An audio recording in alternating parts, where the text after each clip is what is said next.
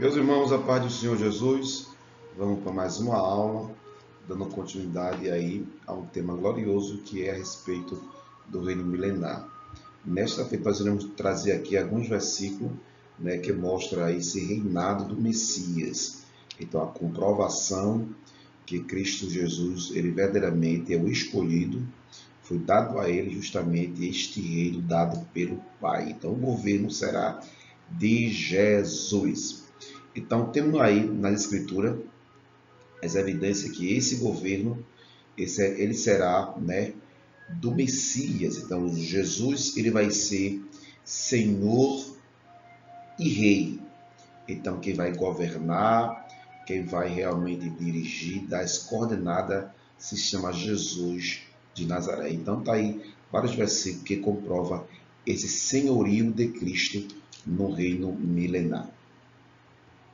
Então, a primeira verdade que nós encontramos é que o Messias, neste reino milenar, ele terá uma autoridade real e universal. Então, a sua autoridade é real, é universal. Então, ele vai abranger todo este globo terra. Então, observe que foi Cristo, foi Jeová, foi Deus, o consigo eterno que nomeou e que deu a Cristo essa posição. Se você ler aí Salmo 2, versículo 6, diz assim: eu, porém, ungi o meu rei sobre meu santo monte Sião. Então foi Cristo que foi ungido para reinar justamente em Jerusalém, que faz referência aí ao monte Sião. E esse versículo se cumprirá justamente no milênio. Cristo vai reinar sobre o trono de Davi, como a profecia bíblica menciona. Então nós temos aí algumas referências bíblicas que mostram que o Pai, ele entrega este reino ao Filho do Homem, como referência a Cristo. Então o reino foi entregue pelo Pai. Então está bem claro na Escritura que Deus faz essa aliança, É uma aliança perpétua, onde Cristo vai reinar. Cristo será o rei ali no milênio, vai reinar sobre o trono de Davi. Então está aí alguns versículos, algum texto bíblico que comprova essa evidência. Nós iremos ler esse versículo agora. Iríamos ler Daniel, também Lucas e também Isaías. Então, Daniel, capítulo 7, nós vemos aí que essa soberania, divina assegura o reino a Cristo. Então, Daniel, capítulo 7, versículo número 14, observe o que diz aí esse texto bíblico da palavra de Daniel 7,14. Diz assim: e foi-lhe dado o domínio e a honra e o reino, para que todos os povos, nações e línguas o servissem. E o seu domínio é um domínio eterno, que não passará ao seu reino, o único que não será destruído. Então isso aí faz referência a Cristo tomando posse do reino milenar. Agora em Lucas capítulo de número 1, versículo de número 32, diz assim: e este será grande, será chamado Filho do Altíssimo, e o Senhor Deus lhe dará o trono de Davi seu pai, e reinará eternamente na casa de Jacó, e o seu reino não terá fim. Então observe que Cristo Jesus, ele vai realmente tomar posse ali, assumir o trono que veio da linhagem de Davi. Então Cristo, nosso Salvador Jesus, ele realmente vai cumprir essa profecia bíblica, foi dado a ele. E algumas parábolas, como a parábola da 10 minas, faz uma referência também a este reino, quando ali ele menciona que aquele personagem ele foi, mas quando voltou, para quê? Para tomar posse do reino. Então, em Lucas 19,15, ali naquela parábola da 10 minas, faz uma referência também ao reino milenar de Cristo Jesus, o nosso Senhor. Um detalhe aí, uma explicação maravilhosa, é que a entrega deste reino pelo Pai ao Filho do homem mostra o quê? Mostra que esse reino é algo muito diferente da soberania divina exercida universalmente por Deus. Então, observe que este reino milenar, ele dá direito a Cristo, a a pessoa de Cristo, o Cristo que se fez carne, que habitou entre nós.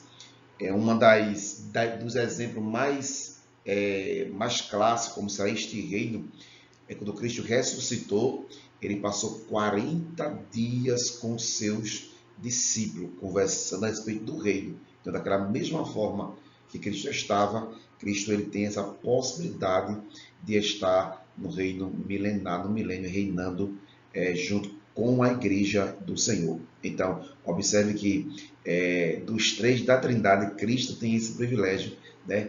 Que Deus preparou o corpo para ele, o corpo glorificado, o corpo ressurreto, para que ele possa estar ali convivendo ali com a igreja e também com o povo de Israel no reino milenar. Um dos pontos também importantes, né, que nós podemos fazer essa diferença é que no reino teocrático, Deus realmente ele estava governando através de Davi, através de alguns reis, né, do povo de Israel. Lamentavelmente, muitos desobedeceram, mas desta vez nós temos agora o quê? Uma teocracia eficaz, irresistível e eterna.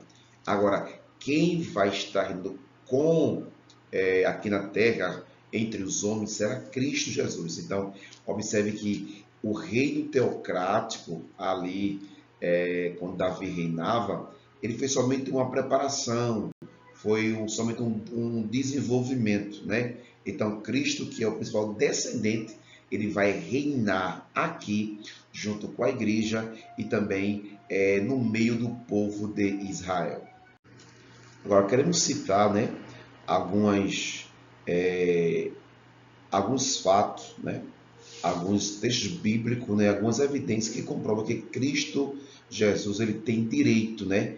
É uma comprovação firme do direito que Cristo tem de assumir o reino de Davi. Então, a primeira comprovação é que a Bíblia em Mateus capítulo 1, Lucas capítulo 3, mostra com bases, né, a respeito da linhagem de Jesus. Então, José era da linhagem de Davi. Então, só poderia assumir o trono que fosse da linhagem de Davi. Então, Cristo Jesus, ele era da linhagem de Davi. Também nós temos aí outra comprovação que as Escrituras também ela deixa bem claro, né, em Mateus capítulo 1 e Lucas 1, que José ele não era literalmente o pai de Jesus. Mas apesar de Maria ser literalmente sua mãe, José, contudo, atuou como quê? Como seu pai.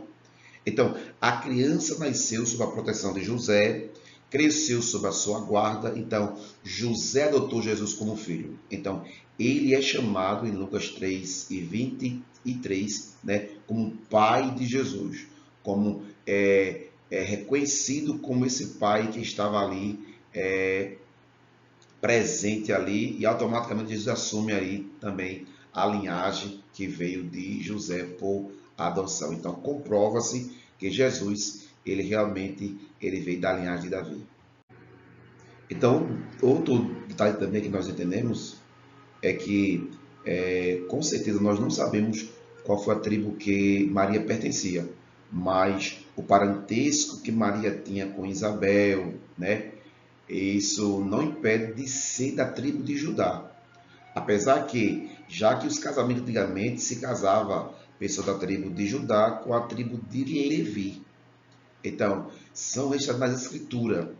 Então, observe que a Bíblia diz lá em Lucas 1:32, que Deus, né, Deus, o Senhor, lhe dará o trono de Davi, seu pai.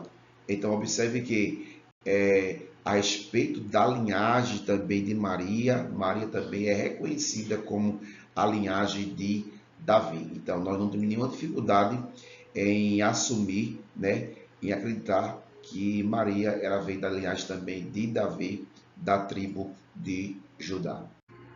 Outro ponto também interessante é que os evangelistas, ele não perdia tempo, né, em discutir, eles não discutiram a genealogia de Maria, mas eles consideravam, né, estabelecer a linhagem de José. Então, é José que realmente nós podemos confirmar através de José que Jesus ele é o filho de Davi, da linhagem de Judá.